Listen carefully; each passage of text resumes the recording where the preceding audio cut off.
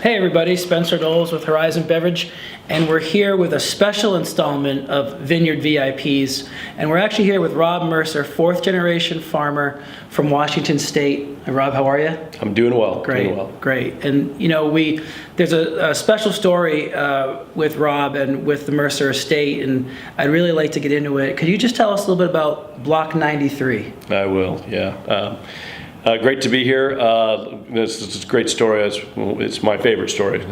Definitely a special project for us. So a little bit of background. When I left home from high school, my dad said, you're welcome to come back to the farm, but you got to work somewhere else first. So I took that and went in the Marine Corps. So I spent about 5 years in the Marine Corps originally, back in the 90s. Had a great time, got out, went back to the farm, that whole thing. And then after 9/11, I still was close to a lot of my Marine Corps buddies, and they served several tours over there. And at one point, I decided that it was my turn, and so I got reappointed, went back in, went overseas to Iraq, came back in 2008. Well, my vineyard manager, director of vineyards for us, John Derrick, his best friend went down in Flight 93. So Richard Guadagno went down on the flight. He was the only federal officer on the plane, actually. And so when I got back, John said, "Hey, I'd really like to do something special for him. Create a project to memorialize Richard." And, sure. And so what we decided was we were going to plant. We were planting vineyard at the time, and we planted a block. We call it Block 93. Okay. So it's a 1 acre vineyard site. It's right on the edge. It's the prettiest site on the farm, right on the edge of the canyon. And it's 911 vines, which is about 1 acre, so it worked out really well. 911 vines, all 100% Cabernet. And what we decided was that everything produced from that vineyard we were going to donate to charity. So not just like the net income, but the whole revenue source. So we didn't really have a plan beyond that, but we planted the vineyard. And of course, you get a little bit of fruit on the third year, and so we started to make the wine. And then we're like, well, now we have some wine.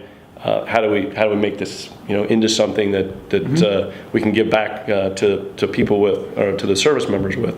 Because the idea was to all the revenue that we generated from Block 93.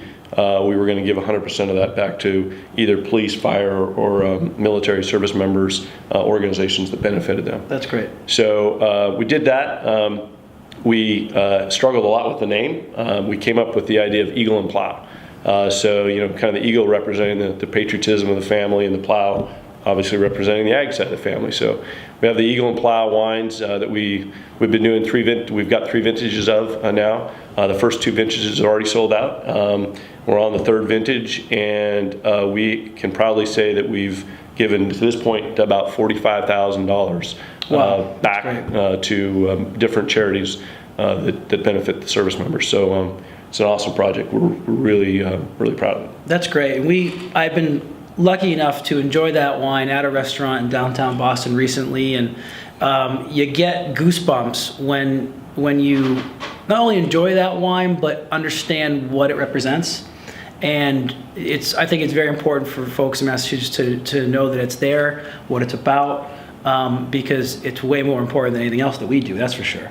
So I think it's great, and I wish you all the success on this project, and hope it just keeps growing. Yeah, it's really exciting. It's not only is it a great project, it's great wine. So that's the fun part of the deal. Well, cheers to Block 93. Block 93. Cheers.